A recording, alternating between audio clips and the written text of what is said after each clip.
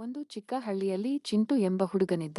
ಅವನಿಗೆ ಬಣ್ಣ ಬಣ್ಣದ ಚಿಟ್ಟೆಗಳನ್ನು ಹಿಡಿಯುವುದೆಂದರೆ ತುಂಬಾ ಇಷ್ಟ. ಪ್ರತಿದಿನ ಶಾಲೆ ಮುಗಿದ ನಂತರ ಅವನು ಹೂವಿನ ತೋಟಗಳಿಗೆ ಹೋಗಿ ಚಿಟ್ಟೆಗಳನ್ನು ಹಿಡಿಯಲು ಪ್ರಯತ್ನಿಸುತ್ತಿದ್ದ.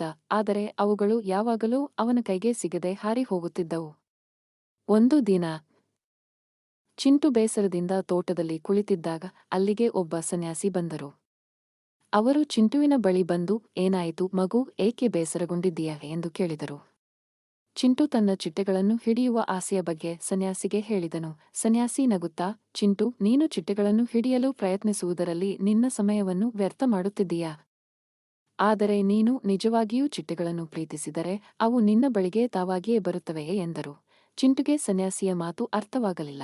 ಆದರೂ ಅವನು ಅವರ ಮಾತನ್ನು ಕೇಳಿ ಚಿಟ್ಟೆಗಳನ್ನು ಹಿಡಿಯುವ ಪ್ರಯತ್ನವನ್ನು ಬಿಟ್ಟುಬಿಟ್ಟನು.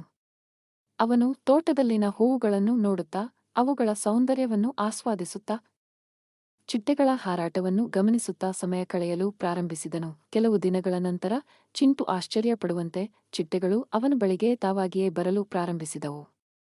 ಅವು ಅವನ ಕೈ ಮೇಲೆ ಕುಳಿತು ಅವನೊಂದಿಗೆ ಆಟವಾಡುತ್ತಿದ್ದವು.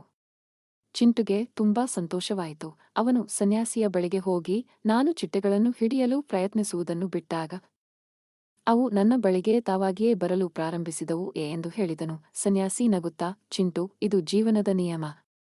ನೀನು ನಿನ್ನ ಕನಸನ್ನು ಈಡೇರಿಸಲು ಪ್ರಯತ್ನಿಸುವುದನ್ನು ಬಿಟ್ಟರೆ ಬೇರೆಯವರು ನಿನ್ನನ್ನು ತಮ್ಮ ಕನಸನ್ನು ಈಡೇರಿಸಲು ಬಳಸಿಕೊಳ್ಳುತ್ತಾರೆ. ಆದರೆ ನೀನು ನಿನ್ನ ಕನಸನ್ನು ಪ್ರೀತಿಸಿದರೆ ಅದು ನಿನ್ನ ಬಳಿಗೆ ತಾನಾಗಿಯೇ ಬರುತ್ತದೆ" ಎಂದರು. ಚಿಂಟುಗೆ ಸನ್ಯಾಸಿಯ ಮಾತು ಅರ್ಥವಾಯಿತು. ಅವನು ತನ್ನ ಕನಸನ್ನು ಎಂದಿಗೂ ಬಿಟ್ಟುಕೊಡಬಾರದೆಂದು ನಿರ್ಧರಿಸಿದನು. ಅವನು ಕಷ್ಟಪಟ್ಟು ಓದಿ ದೊಡ್ಡವನಾದ ಮೇಲೆ ಒಬ್ಬ ಪ್ರಸಿದ್ಧ ವಿಜ್ಞಾನಿಯಾದನು. ಈ ಕಥೆಯ ನೀತಿ: ನಿಮ್ಮ ಕನಸನ್ನು ನೀವು ಪ್ರೀತಿಸಿ, ನಿಮ್ಮ ಕನಸನ್ನು ಈಡೇರಿಸಲು ಪ್ರಯತ್ನಿಸುವುದನ್ನು ಬಿಡಬೇಡಿ. ನಿಮ್ಮ ಕನಸನ್ನು ಈಡೇರಿಸಲು ಕಷ್ಟಪಟ್ಟು ಕೆಲಸ ಮಾಡಿ. ನಿಮ್ಮ ಕನಸನ್ನು ನೀವು ಈಡೇರಿಸದಿದ್ದರೆ ಬೇರೆಯವರು ನಿಮ್ಮನ್ನು ತಮ್ಮ ಕನಸನ್ನು ಈಡೇರಿಸಲು ಬಳಸಿಕೊಳ್ಳುತ್ತಾರೆ.